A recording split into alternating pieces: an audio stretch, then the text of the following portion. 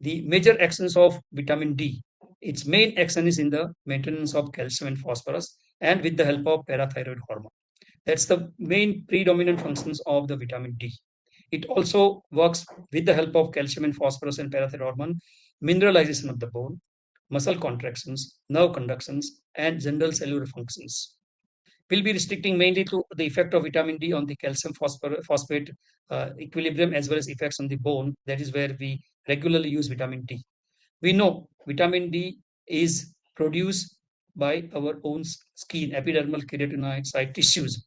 So from provitamin D, they are also at the risk of developing vitamin D deficiency, and their vitamin D deficiency is likely to be requiring very high dose of vitamin D because it practically produces vitamin D resistant rickets type of picture. So people with chronic kidney disease should be one of the person on a high risk of suspicion for vitamin D deficiency and related diseases. What happens when there is vitamin D deficiency? Lack of vitamin D, the first effect will be on the decreased calcium because, as we have just discussed, vitamin D has an effect on the absorption of the calcium and phosphates. So, decreased calcium and phosphates is the first effect of vitamin D. Hello, thank you for tuning in. If you want to come back to this video later, just tap on the like button. It will save it to your like video so it's easier to find. And don't forget to hit on the bell icon to get notified whenever we drop new content. Stay curious, keep learning, and see you on the inside.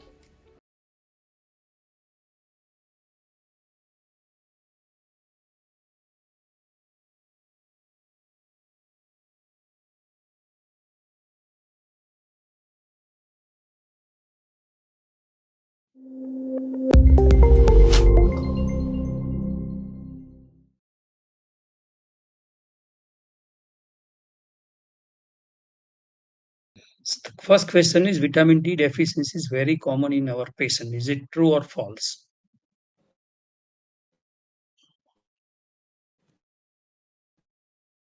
Right, it's very common, even though whether we diagnose, whether we connect the blood samples or not. But it's true that vitamin D deficiency is very common, whether it is diagnosed or undiagnosed. And we'll say talk about it in the due course of the lecture. Next, please.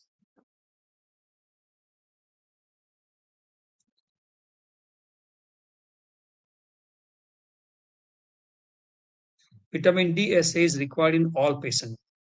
Is it true or false?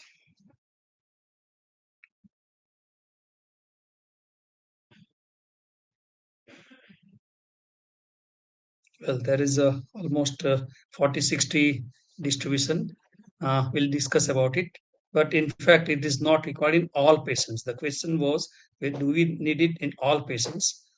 Assay part, we don't say vitamin D supplements. We say assay part, it's not required.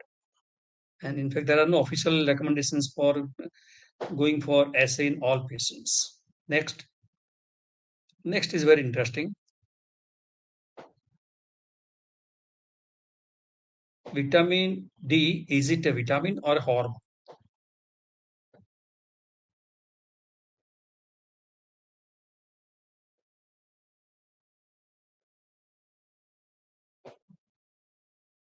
Well, we call it vitamin D. Whether it is vitamin or hormone, we'll discuss in the due course. But the question was essentially kept for generating the little controversy and the curiosity. We'll discuss about it.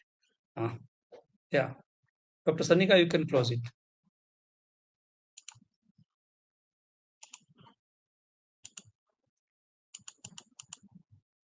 So once again, welcome to the ABC of vitamin D talk. What the all doctors should know. And before I begin, let me give my disclaimer. I don't have any conflict of interest, and even if we mention some of the brand names during the question and answers, it's purely out of experience or for no other reasons. Before I begin, I must thank with the bottom of my heart to all the viewers who have given their profuse love and expressions about the on Teachers Day, and it is the your positive feedback that keeps us working hard and giving you better day in day out. Thank you all from the bottom of my heart. Mm. The outline of my talk is I'll be talking about the little bit of physiology of vitamin D, then vitamin D deficiency, what are the risk factors, what are the clinical manifestations, investigations management, and what is the role of vitamin D beyond bones and muscles, and does excess vitamin D do any harm? So, without wasting time, let's go to the first part, vitamin D. The question that was asked just to create the controversy was, is it a vitamin D is a vitamin or a hormone?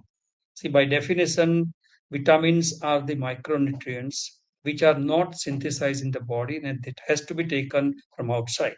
And vitamins are basically the coenzymes. While this particular vitamin, our vitamin D, the topic of discussion today, is definitely can be partly synthesized in the body. But there are people who stay in some particular areas, whether it's the equator or whether they are in certain countries or they are under the in the homebound, right? They may not have vitamin D productions, and then they need to be supplemented. So in that context, vitamin D is definitely a vitamin.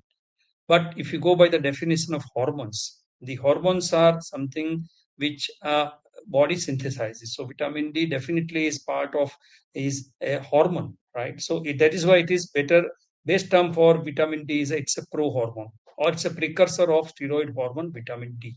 The very structure of vitamin D is like a hormone, and it's also produced within the body, and it has an action on the target receptors, and it does bring about the homeostasis of calcium and phosphorus. So in that sense, vitamin D may be called a vitamin, but its actions are like hormones. So if you have to choose between whether it's a vitamin or hormone, I would also agree with majority who said it's a hormone. But basically, technically, it's a pro-hormone, and it gets converted into the active form of vitamin. If you say vitamin D, it may remain a vitamin, but with active vitamin D, that is the calcitriol, is definitely a hormone because its actions are like a hormone. There are two forms of vitamin D, vitamin D2 or algocalciferol and vitamin D3 or cholecalciferol. Vitamin D is something which is available from the plant sources, while cholecalciferol or vitamin D3 is available from the ultraviolet rays conversion in the skin as well as from the animal sources of the food vitamin D. The major actions of vitamin D, its main action is in the maintenance of calcium and phosphorus and with the help of parathyroid hormone. That's the main predominant functions of the vitamin D. It also works with the help of calcium and phosphorus and parathyroid hormone, mineralization of the bone, muscle contractions, nerve conductions, and general cellular functions. It has got pleiotropic actions. Many of the actions are known, but still it is in the domain of the researchers because we do not have the validations of many of the functions as far as whether the deficiency correction leads to correction in all these pleiotropic actions. Whether it's an immune function, inflammation, cell proliferation, cell differentiation, effect on the cancer preventions, in fact, in the control of diabetes, they are all postulated pleiotropic actions. That's mainly because vitamin D works on the vitamin D receptors, which are present practically on all the tissues of the body. Not only it's restricted to the intestines or the kidneys or the bones, but it is virtually present in all parts of the body. So many of these pleiotropic actions are explained on the basis of effect of vitamin D on its receptors, which work like most of the receptors which modulate the inflammations, which reduce cytokines, which prevents the apoptosis, which sensitizes the insulin secretions, etc. We'll be restricting mainly to the effect of vitamin D on the calcium phosphate equilibrium as well as effects on the bone. That is where we regularly use vitamin D. We know vitamin D is produced by our own skin, epidermal keratinocyte tissues. So, from provitamin D, what is present in the skin, that is in the epidermal layers or the junction of dermis and the epidermis, at that layer, the vitamin D, the substrate is 7-dihydrocholecalciferol, 7-DHCC. 7-dihydrocholecalciferol is also called provitamin D. When the ultraviolet B rays with a specific frequency of 280 to 315 nanometers, when that falls on the skin, right, then this provitamin D is converted into pre-vitamin D. This pre-vitamin D then subsequently get converted in a matter of few hours to vitamin D or cholecalciferol. That is vitamin D3. It's very important to understand that this is possible with the help of only and only ultraviolet B rays. We know that the sun emits three types of rays: ultraviolet A, ultraviolet B, and ultraviolet C rays. C waves are reflected back because of the ozone layer. Ultraviolet A UVA rays can pass even from the dermis to the hypodermis and the deeper structures. And ultraviolet A rays are very notorious toxic, and they are the one which produce tanning. They are the one which can produce skin cancers also. So it's very important to understand that for vitamin D production at the skin level, what we need is ultraviolet B rays. For that, one has to be exposed to the sun at a particular time, for a particular period of time, and that too without application of sunscreen. Many people tell us in the clinic that my factory is about half an hour and I go always in the east, so I always get this sunlight through the wind screen. But remember, ultraviolet B rays do not penetrate the glasses. It's only the ultraviolet A rays which pass. They do not help us in the production of vitamin D, but it can harm. So please do not feel that, or whenever you sit in front of the sun, you make sure that there are no glass intervening. You don't sit in your lobby and with a glass and feel that you are getting vitamin D. No. Vitamin D assembly and actions. The ultraviolet B rays, which falls on the skin and converts 7-dihydrocholecalciferol to cholecalciferol or vitamin D3. From the diet also, especially from the animal foods, we like a fish or the meat or egg yolk, we can get cholecalciferol or vitamin D3. Ergocalciferol comes from the plant sources from ergosterol. But unfortunately, except mushroom, there is no vegetarian source of vitamin D2. Right? So once whether it is vitamin D3 or vitamin D2, which enters the circulations, right? The first hydroxylation occurs in the liver, and there by hydroxylation, this cholecalciferol D3 or vitamin D2 is converted into calcidiol. Calcidiol is not vitamin D2. Calcidiol is the first step in the hydroxylation, which is called 25-hydroxy vitamin D. And this is still an inactive or inert form of vitamin D. The only part is that calcidiol is mainly stored in the liver, and that is the main. We can say that the total amount of vitamin D that we measure is calcidiol or 25-hydroxy vitamin D. After that, there is a second hydroxylation which occurs in the kidney. And this is the one which converts 25-hydroxyvitamin D to 1,25-dihydroxyvitamin D or calcitriol. This is the active hormone. Calcitriol is the active hormone, and this action is stimulated by parathyroid hormones. The kidney produces second hydroxylation, either it is calcitriol or 24-25 dihydroxyvitamin D, which is inert again. So that is how the vitamin D excess is metabolized. So it is the calcitriol or 125 dihydroxyvitamin D, which is the active form of vitamin D. We do get many preparations available which has calcitriol. We'll see where you need to take calcitriol. Calcitriol is far more expensive than the cholecalciferol, that is vitamin D3, or ergocalciferol, that is vitamin D, which is available and which we routinely prescribe to our patients with vitamin deficiency. So calcitriol is required only in select patients. This calcitriol or active vitamin D works on the intestines to increase the calcium and phosphate absorption. It works on the bone for bone resorption, so the calcium and phosphates both are mobilized, and it also works on the kidney to reduce the calcium excretion and increase the phosphate excretion. So all these actions collectively try to maintain the blood levels of calcium and phosphates. It's very, very important. That is the major function of calcitriol or vitamin D. What are the risk factors for vitamin D deficiency? We can broadly divide the risk factors into risk factors which prevent the exposure to the sun, or adequate optimum penetration of the ultraviolet B rays to the skin, that is dark skin, people with dark skin, people who have lack of sunlight exposures, particularly including seasonal variations, winter or monsoon or cloudy atmosphere, or people who stay in extremes of the poles, or people who keep the total clothing or under the parda, or people who apply sunscreen all the time, they all have the risk factors for vitamin D. Elderly people who remain housebound or who are in the institutions also are at a risk of vitamin D deficiency. So these are the factors which are because of the decreased exposure to the sunlight. Then there are other where the vitamin D is not absorbed enough. That is the people who are strictly vegetarian, people who are again in the above category plus strictly vegetarian, or those who contain high phytate consumptions. All the vegetables and the fruits, many of them contain phytates and cereals even. So phytate will prevent the absorption of calcium and that also adds to the vitamin D deficiency.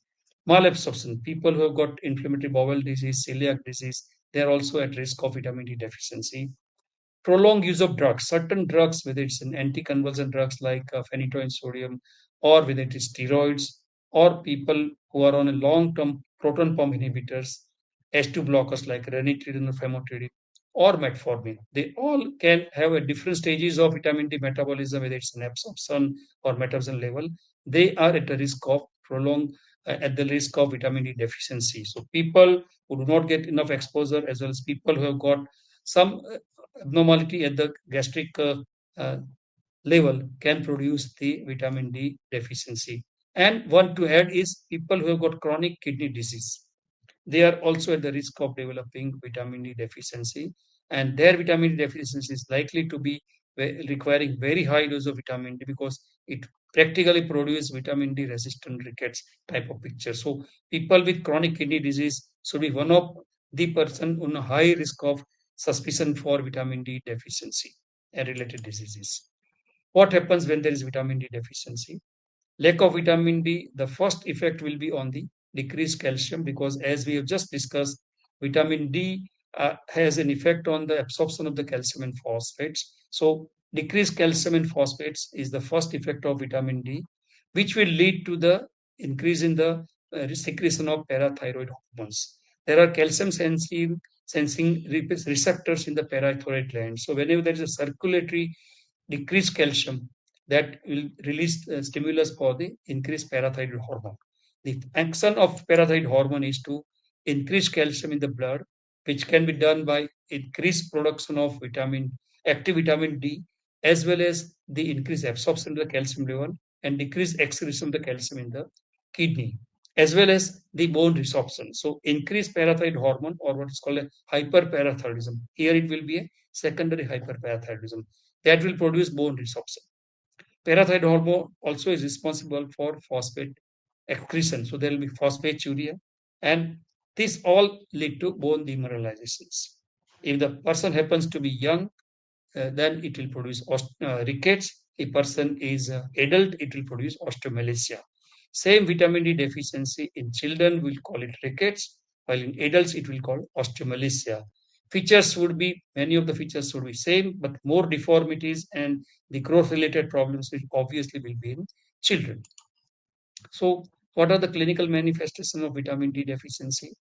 Vitamin deficiency, when it occurs in children, right, it produces rickets. And the one of the most dangerous or the dreadful situation is when the child is growing, that the growth plates of the bones are also affected because of the vitamin D, which is required for the cartilage nutrition. So a child would have delayed growth and many deformities because the bones are soft and they cannot bear the weight, and this most of these features would come to the fore when the child starts walking. Because of that, the child would have pain, child would have deformities, mainly in the form of bowed legs. There is all a varus deformity. Their bones are fragile, so they will have fractures. The child avoid walking because of the pain. Child may not be able to complain, but child would avoid walking because of the pain. And also the calcium phosphates, they are very, very important requirement for the dentition. So there will be delayed dentition, weak enamel, caries, and subsequent problems because of the deficiency of vitamin D in childhood. Child would also have complaints of muscle cramps, twitching, and even tetany. So all this is there in the children. Adults, because the bones are already fused, and if they develop vitamin D deficiency later part when the bones are already fused, their main complaint would be very vague. Unless you have very high index of suspicions, osteomalacia may be missed, and you diagnose very late. So whenever the person complains of pain in the wake pain in the hips, pelvis, sternum, or ribs, as it's shown here, the lower part of the ribs, there are many times our patients come in the wake complaint of pain, right? And that is because of the periosteal pain, and that is because the absence of vitamin D leads to unmineralized bones, and this bone that expand the bones, and that produces the periosteum. Periosteum is the only structure in the entire bone which is pain sensitive. So whenever there is a periosteal is involved, it produces pain. Patients would have chronic myalgia, patient would have weakness of the proximal muscles. Again, they also have the bones become weak, and they may produce tetany, which is a typical carpopedal spasms or facial twitching. So all this is possible in children as well as adults. So what investigations we should be ordering when we suspect vitamin D, or patients who have any of these symptoms or vague symptoms of myalgia or back pain or muscle weakness. Whenever we have this kind of symptoms, we must get at least the basic investigations in the form of complete blood count, ESR, urine analysis, calcium, phosphorus, alkaline phosphatase. We always ask for this together. Creatinine in blood urea, kidney disease, especially the chronic kidney disease, has to be at the very high index of suspicion, because that's one of the common cause of renal osteodystrophy, which is the now called CKD-MBD, or chronic kidney disease, mineral bone disease. That's a new entity, and it is straight away linked to the increased cardiovascular uh, risk. That is why CKD is now coming a big way for the correction of vitamin D in patients with CKD. We must get rule out chronic kidney disease by way of CM creatinine, blood urea, and estimated EGFR. Right? Vitamin D assay is definitely required in the conditions that we already talk. Patients who had no exposure to sunlight, or whether who are on certain drugs, or patients with chronic kidney disease, or patients who have GI deficiencies like IBD, or whether who had celiac disease. So vitamin D assay is required. Intake parathyroid hormone is one of the important investigations to find out whether the patient has primarily an osteomalacia or rickets, which is the primary disease of the vitamin D deficiency, or there is a renal failure, secondary hyperparathyroidism, or primary hyperparathyroidism. So, IPTH, or intake parathyroid hormone, is a very important investigation whenever we get the calcium phosphate disturbances. Imaging studies, especially the X-rays, will help us in many times in the patients having a wake pain of bone pains or backache. And if we take an X-ray, we might find something which is shown in this particular X-ray, plain X-ray of the femur, is a what is called loser zone, or there is a very small radiolucencies area which are perpendicular to the cortex, and they are called insufficiency fractures or loser zones. They suggest there is the patient had the osteomalacia. Then we can also the another disease which is always at the back of the mind for patients having all these pains are osteoporosis. And osteoporosis can obviously be diagnosed with the help of bone mineral density by DEXA scan. So imaging studies of the X-rays, whether it's a femur or pelvis or the ribs, and the bone mineral density. Of course, for vitamin D deficiency or osteomalacia, we may not require bone mineral density. Only when we have suspicion of osteoporosis, or when we want to treat for osteoporosis with the medicines, obviously we must first stem the diagnosis by bone mineral density. So the important question is, when do we order vitamin D? As we have said initially in what the bottom line caption says, no universal screening of vitamin D is required, and most of the organizations also recommend that we don't need to go for vitamin D in all healthy asymptomatic persons. So when do we need it? Vitamin D is required in patients who have got frequent fall or unexplained fractures, or their fractures are at a very trivial trauma, right?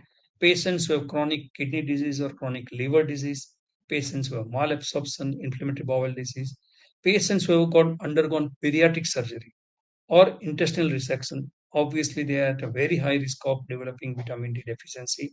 And as we know that most of our pediatric patients would be requiring high dose vitamin D. Usually we prescribe injectable ones once in 6 months or 1 year. Patients on anticonvulsant drugs, steroids for prolonged period will also require to ask for the vitamin D assay. And patients obviously who have hyperparathyroidism would need vitamin D levels.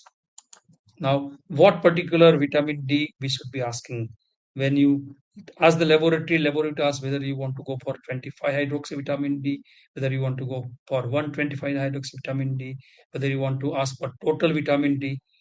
See, the best indicator for vitamin D levels in the blood, as I said earlier also, is the vitamin D, 25 hydroxy vitamin D, or what is called calcidiol, because that is the vitamin which has a very long half-life and which is the one which is stored in the in the liver. So its body store is reflected by 25 hydroxy vitamin D, and its concentration is also thousand folds higher than the active form. Active form is in very small quantity, and active form is only uh, required in a few situations where the active form is regulated by the negative feedback mechanisms.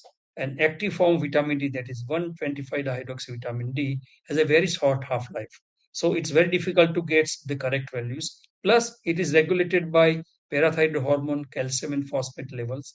And these levels typically would not decrease unless vitamin D deficiency is quite severe.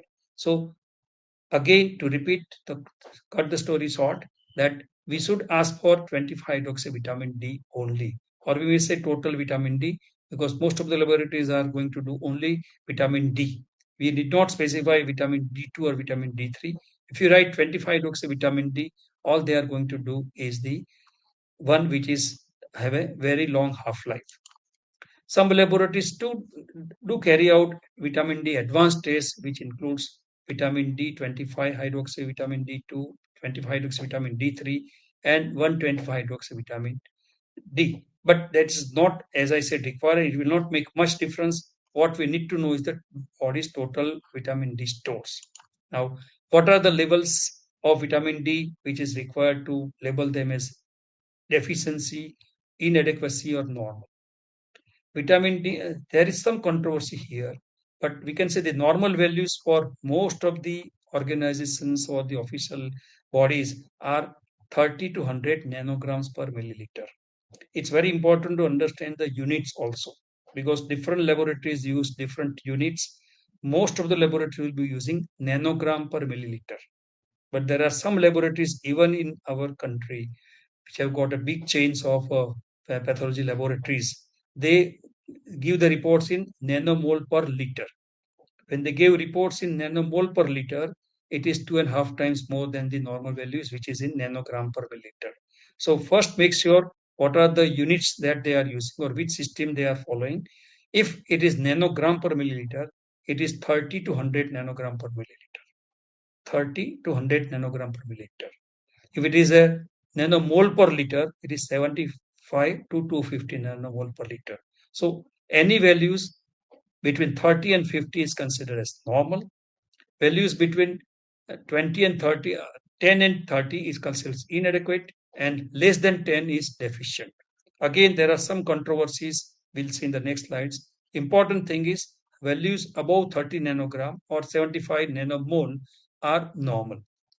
Any values more than 100 is high. Anything more than 150 is the toxic levels. We'll talk about it later. So in Indian populations, there is no debate about anywhere about the severe vitamin D deficiency, and which we do see in many of our patients in practice, levels of 7, 8, 9, like that. So severe vitamin D deficiency, any level between 10 or 12 nanogram per milliliter. But many people believe that what we mean is many means experts also believe that between 10 and 30 should be considered as vitamin D insufficient or inadequate, while others believe that we should have a very low threshold for supplementations and we should be start supplementing even at the level of 20 nanogram per milliliter. So there is some controversies and there is no unified. It's up to you. But in 2025, this year only, There is an expert group consensus by Dr.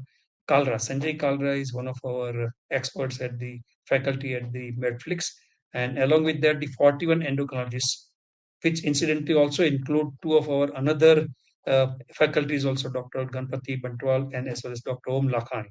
So all three of them amongst the 41 endocrinologists, they have come out with an excellent uh, expert group consensus statement, which appeared in the Indian Journal of Endocrinology Metabolism, that as we have got the dark skin and we need higher exposure as well as we need to have higher levels of maintenance of vitamin D, better instead of 30, we maintain the vitamin D level to 40 to 60 nanogram per milliliter. So that is the expert group consensus. The recommendations of daily requirement, how much vitamin D is required. The Indian Endocrinology Society has recommended that the infants should be given at least 400 units of intense units of vitamin D. By children, between 600 to 1000 intense units. Adolescents and pregnant women, 1000 units. Adults need little higher because some resistance at the axons as well as they have no exposure and they need their stores are also little less. So 1000 to 2000 units are required for the adults as well, but most of them anything between 400 to 1000 units depending on which age group they fall. Now, what are the sources of vitamin D? As we said, one of the most important source remains the sunlight exposures, but that may not be available to many who stay in certain areas of geographic areas of the country, as well as in certain seasons, in cloudy seasons, in extreme winters, and many of the countries, the northern hemispheres, practically for 6 months are not having the enough sunlight. Sunlight also has to be optimum. What we mean optimum is that UV rays depend on the angle of the sun to the earth, and people who are above the say 30-degree northern hemisphere or 45-degree, in fact, will not have enough sunlight for the required for the vitamin D. So sunlight exposure remains a luxury for many of the people, and they have to rely on the supplementations by way of oral vitamin D supplements. The major source of vitamin D other than sunlight remains the fish. The fish, mainly different kinds of fish, that is tuna, salmon, mackerel, cod liver oil, egg yolk is a very important source. Mushroom is a good source for the vegetarians. People believe that they take banana, kiwi, orange, spinaches, but they have extremely practically negligible quantity of the vitamin D, and never ever rely on these substances or fruits for the vitamin D.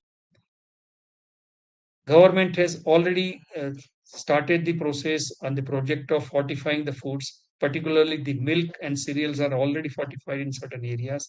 And in other part of the world, there the sun exposure is so minimum that they already officially start fortified with vitamin D, the milk and cereals oil as well as orange juices.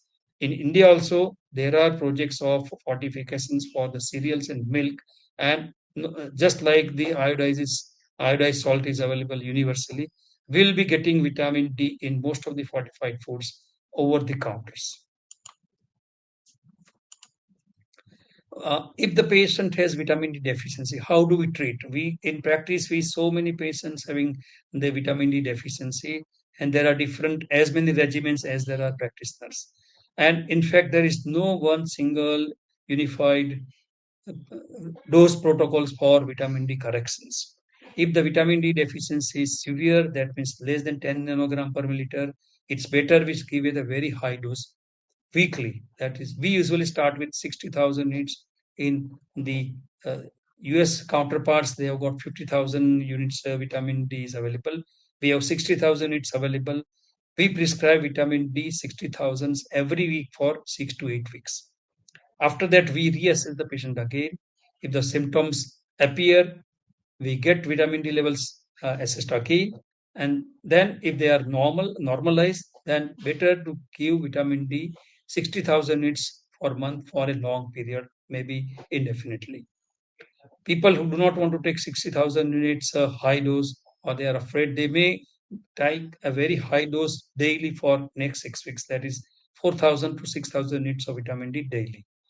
Vitamin D, the upper limit for on a daily basis for a as a what you can take is up to 10,000 units, but of course not indefinitely. But up to 10,000 units in a single day is not harmful.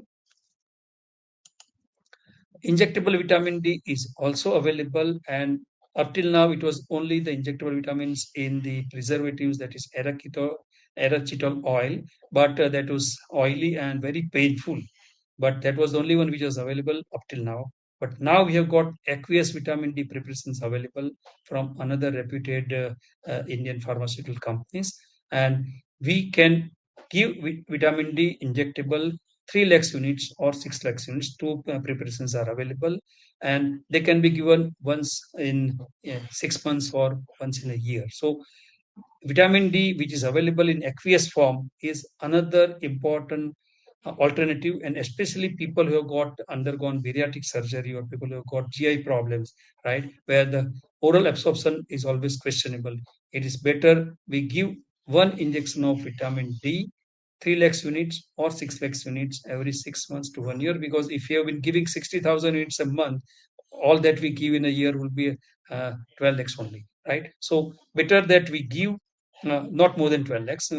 So give vitamin D injectables one, which is easy, and the new aqueous preparations has a rapid corrections, proven PKPD parameters, and it's painless. Vitamin D preparations, when we prescribe orally, the vitamin D3, that is the cholecalciferol, most of them you usually use the cell, uh, all the fish as the one of their source, and ergocalciferol is also available, but most of the preparations that is available in the markets have cholecalciferol and vitamin D3, and we do not require calcitriol all alpha calcidol.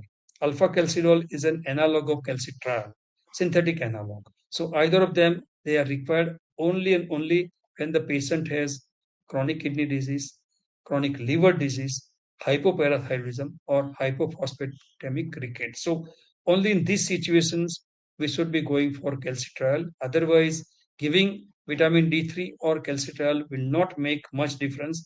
The only difference is it's very expensive, right? So next time when somebody comes and asks that they take calcitriol, which will give an increase, it doesn't produce vitamin D levels higher than the cholecalciferol or ergocalciferol, but it's expensive one. So that is required only when the patient has chronic kidney disease, where we need to give active form of vitamin D3, that is calcitriol. Patients with hypoparathyroidism or hypophosphatemic rickets, definitely we need the calcitriol to be given.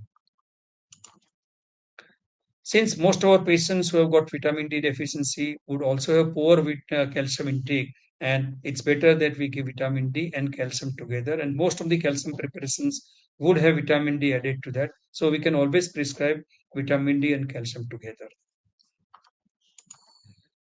What is the role of vitamin D? Forgive me for the past spelling mistake. It's a role of vitamin D beyond bones and muscles. As I said earlier, the vitamin D through its vitamin D receptor actions have widespread effect on the immunomodulations, type 2 diabetes, cancers, whether it's colon, stomach, ovary, breast, prostate cancers, cardiovascular health, and neuropathic and musculoskeletal pains. But as I said also again to repeat that as of now, this still remains in the domain of the researchers, because we do not have the cause effect relationship established, or we have not found the effect of supplementation of vitamin in all these patients for their preventive roles.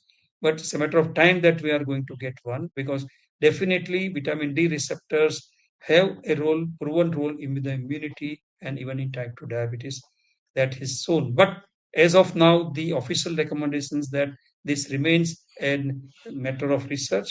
It is very difficult to have the studies, long-term studies of the patients on vitamin D and patients not on vitamin D, because all the patients who are in the placebo group, definitely ethically also we have to give them some vitamin D maintenance form, and as well as they are going to be exposed to sunlight, so they will not have definitely vitamin D deficiency. So the effect of vitamin D supplementation in the study arm would be very difficult to find the difference between the placebo arms, which are not truly placebo, because they are going to get some form of vitamin D.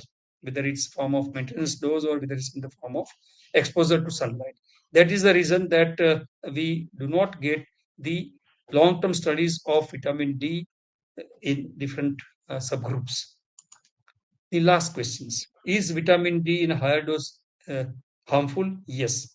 There are two vitamins which are both incidentally the fat soluble vitamins A and D, which in excess also produce the side effects. So, vitamin D excess is not uncommon, which we have been seeing in the practice, because the 60,000 preparations people by mistake or by their own self medications, they keep taking 60,000 units for days together. And had few patients, her vitamin D levels have been 150, 170, 180, and their symptoms are just like the symptoms of so weak you might feel it's a vitamin D deficiency, but in fact they are vitamin D overdose. Their symptoms are mainly because of the hypercalcemia leading to polyuria, polydipsia, constipations, vomiting, and hypercalciuria. And long term, they will, if it continues, undiagnosed bone demineralization. So, any patients who have symptoms of polyuria, polydipsia, or constipations, and who has been on vitamin D, better check vitamin D levels. If they are in excess of 150, definitely stopping the vitamin D is one of the first thing. Then giving the hydrations, rehydrate them with normal salines. Then hypercalcemia can be corrected with the help of steroids, especially when their hypercalcemia is because of the some paraneoplastic syndrome, or calcitonin can be given, which can temporarily reduce the osteoclastic activity and bring down the calcium levels. Calcitonin effect is a hormone which is produced by the thyroid glands, which has exactly opposite effect of parathyroid, but it is for a short period. Calcitonin is used for a very short period for the bony pains that we get in the osteoporosis also. The biphosphonates is the treatment for patients who have hypercalcemia for a long period. It will help. And as I said, stop calcium and vitamin D. That's the first thing that we should be doing. So next time when you have patients with awake symptoms and you are not sure, or he says that he has been taking vitamin D for a long time, better check their vitamin D levels. And first, make sure that you are not dealing with hypervitaminosis D. So this is all about vitamin D, that from sources to the side effects and the what are the investigations we should be doing. And if there are any questions, I'm happy to answer. Thank you all for the hearing and large number that you are here. Thank you.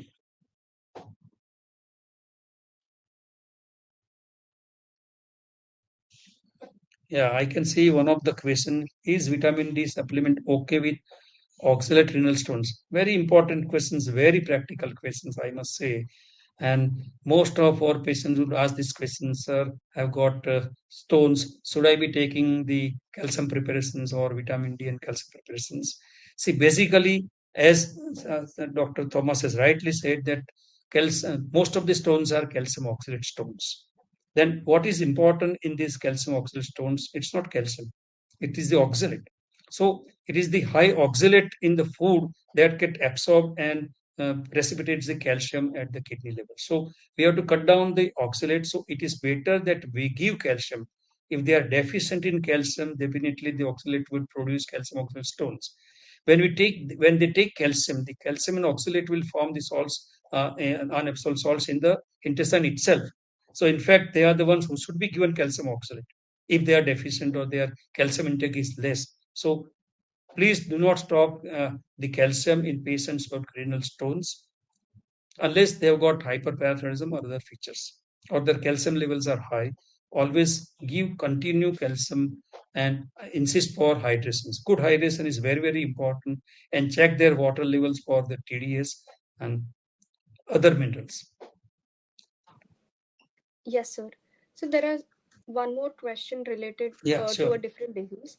So Yeah. vitamin D3 in diabetes uh, is the question. What is the Yeah, relationship between vitamin yeah. D As I and said that, see, there have been few papers, but there is no large scale study and there is no cause effect relationship. But most of our patients would be having a vitamin D deficiency. As we have said, almost there are statistics say that almost 40 to 50% of our patients are vitamin D deficient.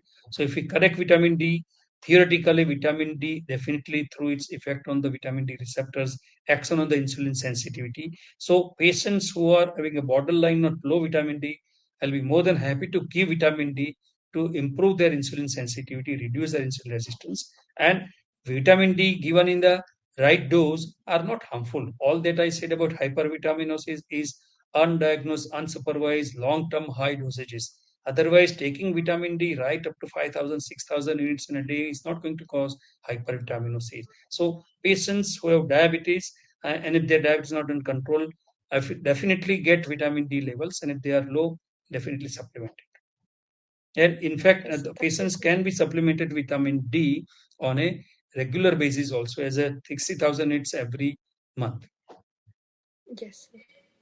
Sir, Dr. Lokesh Gupta is asking, should vitamin D be taken with fatty diet? Yeah, that is what most of the some of the vitamin D preparations are available in an oily capsule forms or in a nano sorts. Theoretically, yes, but vitamin D can be absorbed when there is food, fatty food in the intestines. But yes, if you take a little, it's a form of oily tablet, definitely, or nano sorts, the absorption is definitely better. Surely. Thank you, sir. So this question is a very common question. Is what is the best time of sun exposure in India to avoid vitamin D deficiency? Right, Dr. Narendra is asking question from USA, and right now I'm sure, but the question is very relevant. And see, as I said, what is important in the exposure of the sunlight is the UVB rays. There have been extensive studies in India where they have studied the is on experimental laboratories also. They have created the crystals and they have produced the situations where the UV ray falls and they will find how much is converted. And they have come out that the optimum time of exposure in the daytime is between 10 and 1 p.m. or 1 to 2 p.m. So that is the time where none of us are going to go to the sunlight in that extreme heat in India. But that is the time, is an ideal time between 10 a.m. to 2 p.m. Right? It's not the early morning or the late evening. We do get a very soft sunlight screens, but then UVB quantity is much less. I was also under the impressions before this when I reviewed the literature that all our previously all rituals of Surya Namaskar and all should be helping us. But in fact, for vitamin D, it should be between 10 a.m. to 2 p.m. That is the time we'll get the optimum UVB rays. Now, second part is how much time. See, that depends on the color of your skin. If your color of the skin is dark, you need a much longer time, anything from 30 to 40 minutes. If your color of the skin is light, then even 15 to 20 minutes of exposure is also good enough.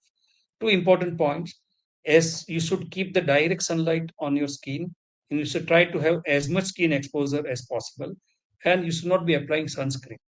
Otherwise, the purpose is not served, right? So that's very, very important.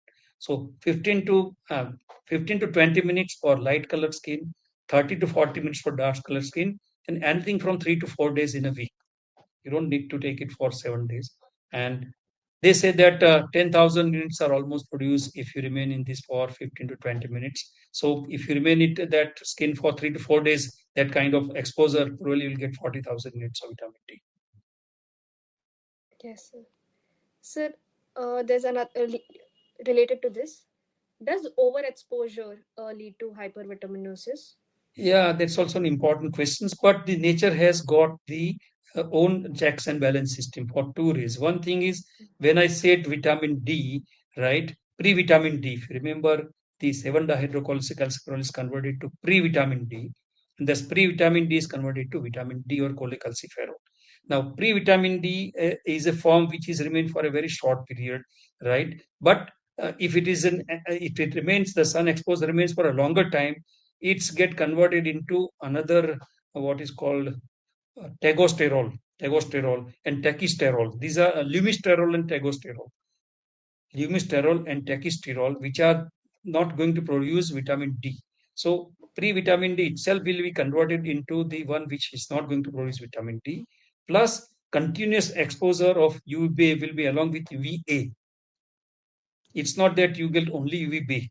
As I shown in that cartoon, UVB rays come only up to the uh, junction of dermis and epidermis, while the hypodermis level UVA will penetrate, and that will produce the tanning.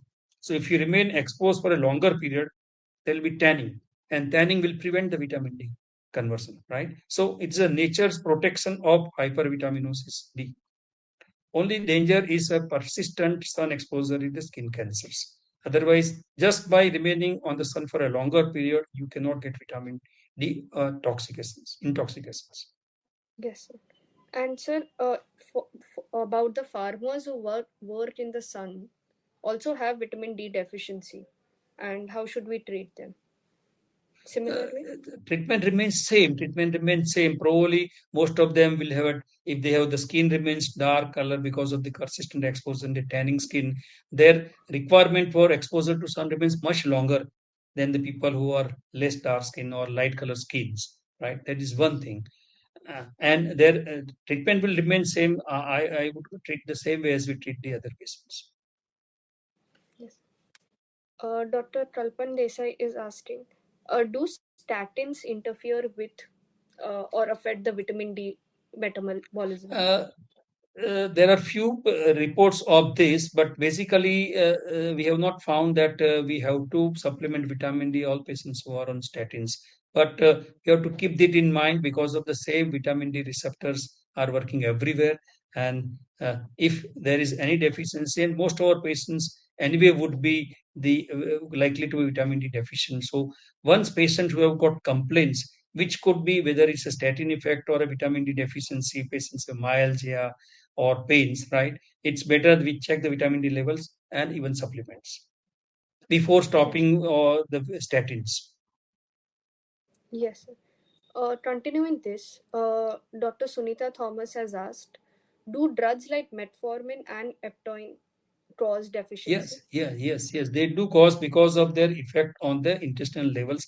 They decrease the absorption of vitamin D as well as the calciums, and definitely that whenever there's a calcium or vitamin D deficiency, it will affect. And that is the very reason that many times these patients who are on this for a long time, it is better that we replace them with the vitamin D, vitamin B12. Metformin, the other day we talked about the vitamin B12 absorption is also affected, and we should be treating. So all patients who are having aptoin or metformin on this treatment, they should be supplemented with vitamin D, because otherwise, not achieving the proper levels of even these drugs also lead to the certain problems. Patients who have got vitamin D deficiency and the calcium deficiency, their seizure threshold will be lower and they might get breakthrough seizures. So, and we might feel it's an aptoin which is responsible, but it's not the lacking or the omission of aptoin, but it's probably because of the vitamin D deficiency that has produced this. So we always keep in mind these drugs, and more commonly used drugs is proton pump inhibitors.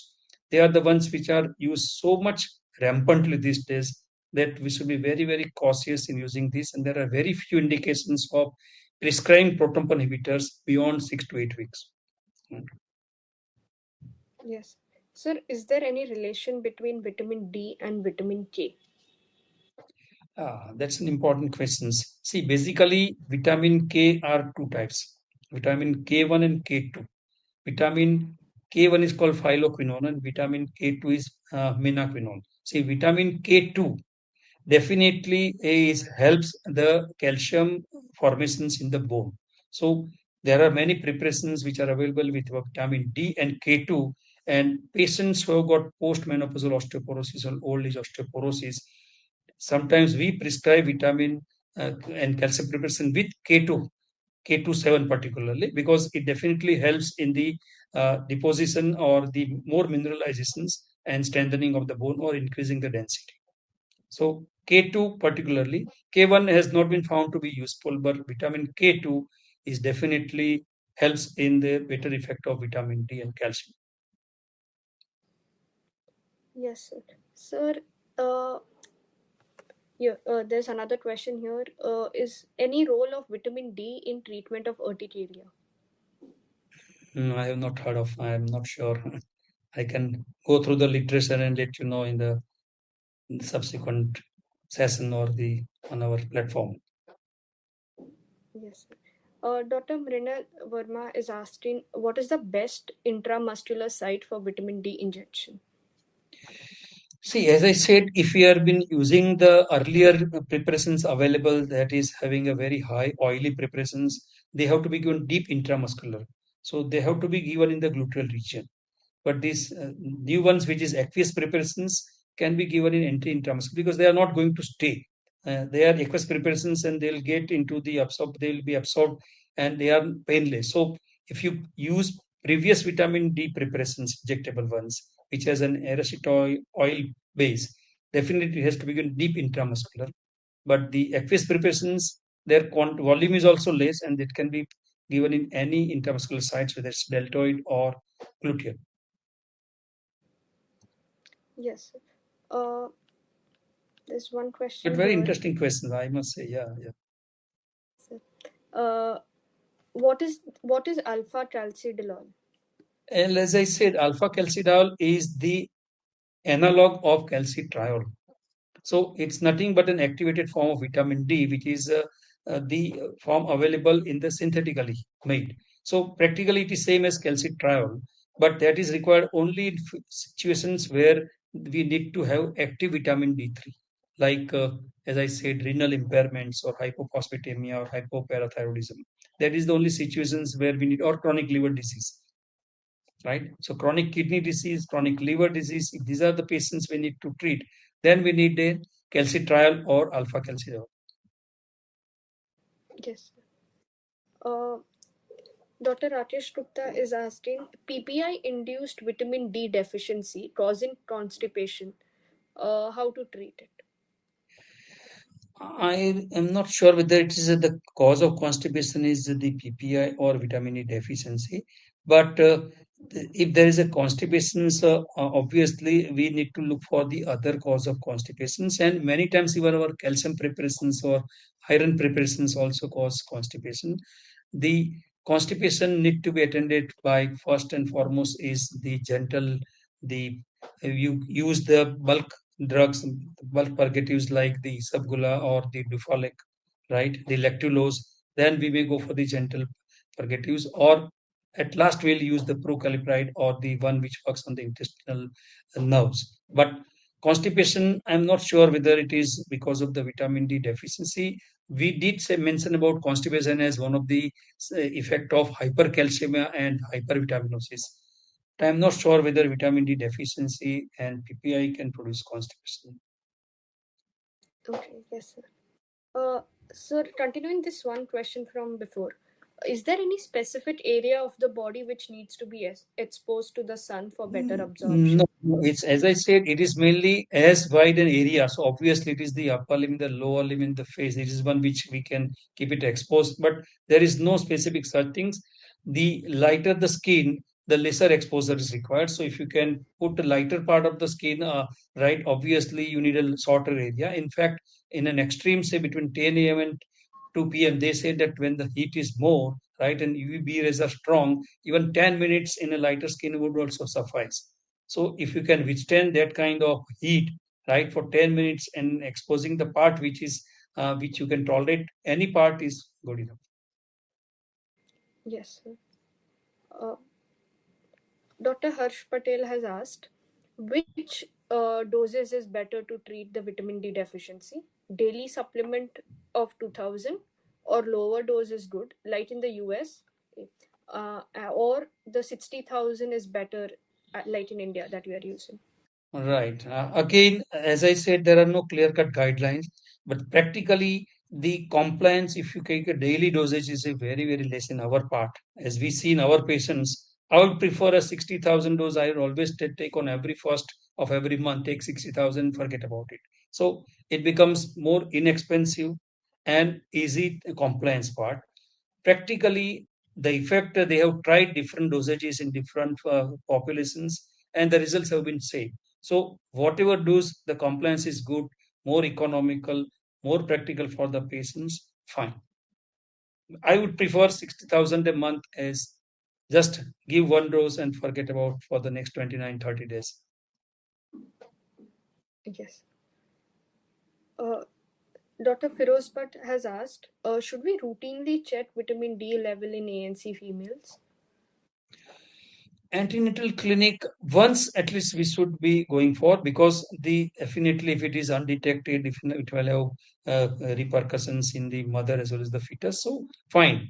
We should get it. Plus we have to supplement, as we have said, that we need 1000 to 1200 units, right, of vitamin D, as well as the same dose of amount of calcium in milligrams, right? So yes, we can get it once, surely, but not means on a regular basis. Once is good enough. Yes, sir. Next question is, what is the dose for teenagers 12 to 15 years? Do we give the same 60,000 international units? 60,000 units at for advice for all age groups. I don't think there is any difference in the age group for which we should be giving different dosages. And if we Yes, find deficiency or if we have reason to suspect something, while we might change it or we might give it 60,000 units every weekly and correct it and then give it. But for the maintenance dose, I do not see the difference in the different age group for a different dosages. yes, sir. So I'll take a couple of more questions because we are Sure. at time right Yeah, fine. now. Dr. Narendra Patel has asked two questions. Uh, any role of vitamin D deficiency and dementia, or are they linked to any other neurological conditions? Not that I know of.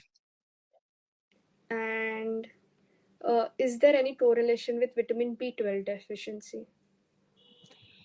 There is no direct correlations between vitamin B12 deficiency and vitamin D deficiency, but certain common, particular patients who have got the gastrointestinal problems by whether malabsorption, inflammatory bowel disease, or the celiac disease, or patients who undergone bariatric surgery or on drugs, right? Obviously, they will can have both deficiencies. Otherwise, and those who are strictly vegans, right, and they are not exposed to sun, they will have common deficiency, but there is no one specific etiological reason to have two deficiencies together other than the gastrointestinal issues. Yes, sir. Uh, Dr. Agrawal has asked, when should a patient be given sodium aldronate or ibandronate, and in what doses schedule? See, we give it not for osteomalacia or rickets, we use it for osteoporosis, right? And there the standard dose remains the alendronate. If you use it 70 milligram every week.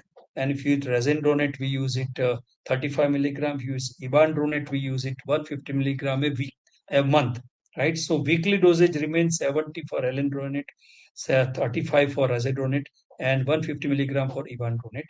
Only thing is the risendronate and alendronate are definitely good, proven anti-osteoporotic treatment for the neck, fracture neck, prevention of fracture neck as well as the vertebra. So that I would prefer to the ibandronate, which do not have the clear-cut long-term evidence for the fracture neck femur. So what we are worried about in elderly people is both preventing the rib fractures as well as the neck fracture neck femur. So I would prefer risendronate or alendronate rather than the ibandronate. Even though ibandronate is obviously once in a month is convenient, but here I would prefer something which is more proven for the its efficacy as prevention for both neck as well as the hip fractures as well as the vertebral fractures. Yes, sir. And Uh, ideally, this should be given when we start. We should be giving it for anything from 3 to 5 years. Then there is a drug holiday, and then again we can reassess and do it. okay, yes, sir. Uh, Here, Dr. Garg is asking, what is the best preparation of vitamin D3? Is it the nano form or the sachets? Theoretically, nanoform, but all work because we have used all different forms, and the vitamin D level is corrected by most of the forms. Yes. Just continuing this one, Dr. Suresh had also asked, does the injection have given orally have an equally, is it equally effective? Mm. Uh, I have no idea, but theoretically it should work, right? Only thing is that you give 60,000, 3 lakhs units at a stretch. I'm not sure how much, what would be the end result as far as the storage. And why do we need to give injectable aeranoid on an oral form? I have no idea. Yes, sir. So last one question, I'm just combining the questions here. Is it how long should we continue the dosage, and how do we check and monitor the toxicity? See, how long we should be giving. See, situation is not going to change people who have got vitamin deficiency, whether it's a sun exposure or the GI conditions. Then obviously it remains indefinite, right? And how long we should be continuing, that question comes only when we are dealing with certain set of patients like the chronic kidney disease or the liver disease or something. Otherwise, as such, we don't. And if the patients are asymptomatic after starting vitamin D, we did not check it again, because asymptomatic Mhm. patients, otherwise also there is no recommendation for asking for vitamin D. And pragmatically we can say that costing of vitamin D assay is more than treating vitamin D. Yeah. So practically, if you continue giving it, probably it makes sense. Uh, and just one last question here is, what is the Yeah. role of vitamin D in the treatment of psoriasis?